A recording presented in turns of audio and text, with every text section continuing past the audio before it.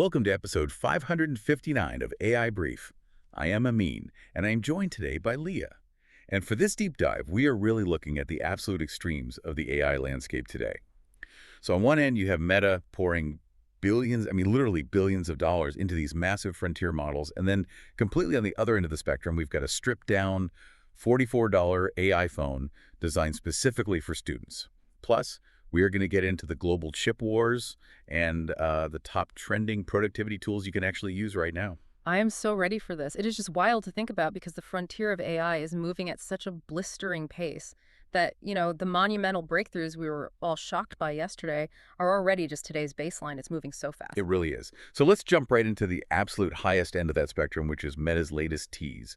Because the superintelligence chief over at Meta, Alexander Wang, he just made a massive claim. He says their new watermelon model, which is currently in training, by the way, has already matched GPT-5.5. Oh, wow. GPT-5.5. Yes, and they are doing this using roughly 10 times the compute power of their previous MuseSpark model from April. 10 times the compute. That is a staggering amount of hardware just for one model. Right. But here is the interesting internal dynamic. CEO Mark Zuckerberg recently noted that industry-wide, the progress on AI agents hasn't really accelerated as fast as they initially expected. But Wang quickly jumped in to clarify that and teased that an Opus-level coding model is coming pretty soon. Which makes sense because an Opus-level model is basically the gold standard for complex reasoning. Exactly. But I want you, the listener, to really consider the moving target here. Meta has committed $145 billion to their AI spend. And sure, it is finally showing results. But if OpenAI is rolling out their 5.6 models this week and you have competitors like Mythos and Fable showing immense power, you have to ask, is Meta actually catching up to the bleeding edge? Or are they just, keeping pace with the exhaust of the leaders? Well, contextually, a GPT-5.5 level model is still a massive internal leap for Meta. If you remember when MuseSpark launched, it sat very comfortably below the rest of the field. It wasn't really challenging the leaders. So reaching that 5.5 parity, even if it costs a fortune, is a huge milestone for them internally. That is a fair point. But let's completely pivot here from the highest, most expensive end of AI to what is probably the most accessible.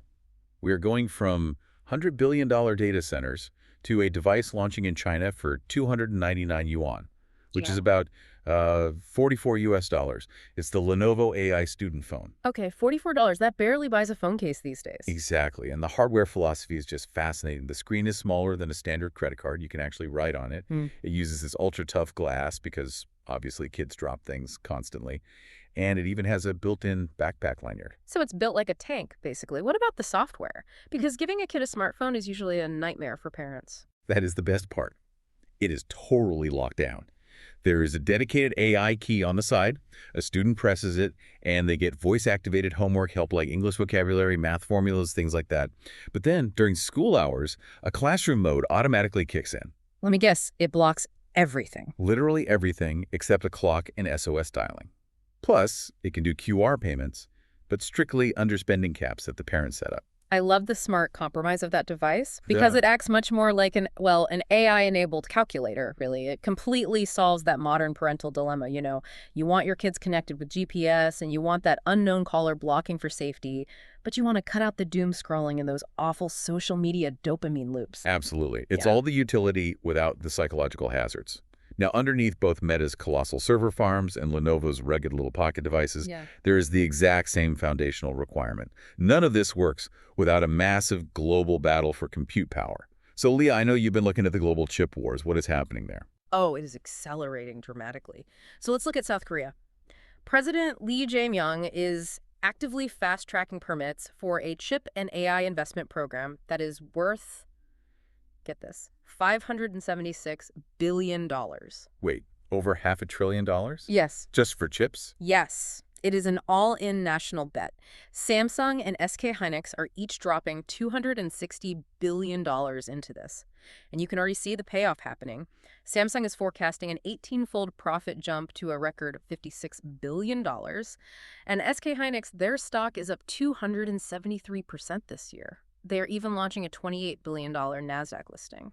That kind of financial momentum is just hard to comprehend. It really is.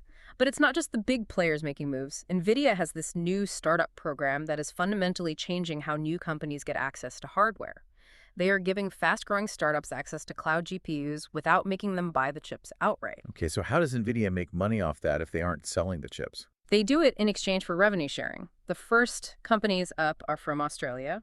You have Sharon AI, which is deploying 40,000 GPUs, and Fumus Technologies, which is building a whole Indonesian data center. That is such a fascinating business model.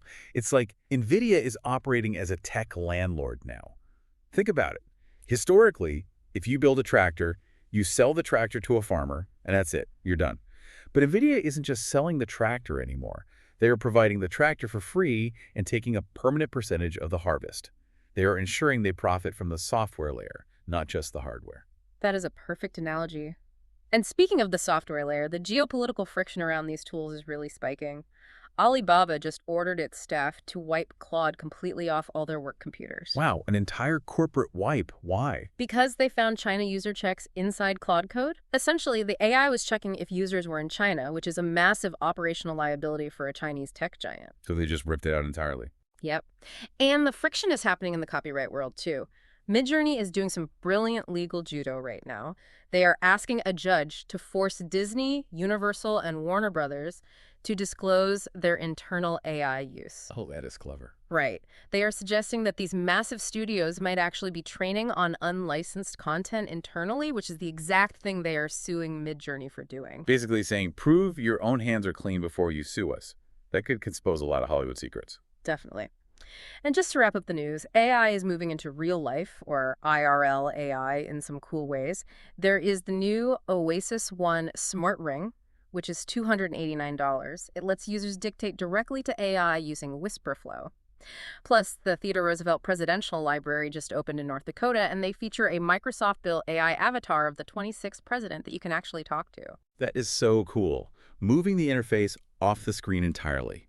Now, from historical avatars to what you can actually boot up on your laptop today, let's transition into the trending AI tools and, more importantly, how you can actually use them. Because there is a lot of noise out there. There really is. Where should we start? Let's start with Claude Fable 5. This is Anthropic's newly reinstated Mythos class model. The practical use case here is handling your absolute highest level complex reasoning tasks. If you have a deep strategic problem, this is the tool. Okay, so heavy logic. What about visual stuff? For that, you want Higgsfield Explainer. This tool takes any topic and automatically turns it into a highly polished, faceless explainer video. So if you are trying to rapidly scale up a YouTube channel or an educational social feed, this completely automates that visual pipeline. That sounds incredibly useful for content creators. It is. Now, if you are doing something highly technical, there is Leanstral 1.5. This is Mistral's open model designed specifically for math proofs. Large language models usually hallucinate with math, but this is engineered for verifying complex academic or research data. So it's very niche, but powerful. Exactly. Next up is UGCfy. The use case here is automating e-commerce marketing. You just feed it your product links, and it automatically generates user-generated style TikTok and Meta ads. Oh, I've seen things like that. It turns a boring product page into an actual video ad. Yes, instantly. And if you're building an app, you need Refero Design. This gives you design files structured specifically to be used inside AI agents.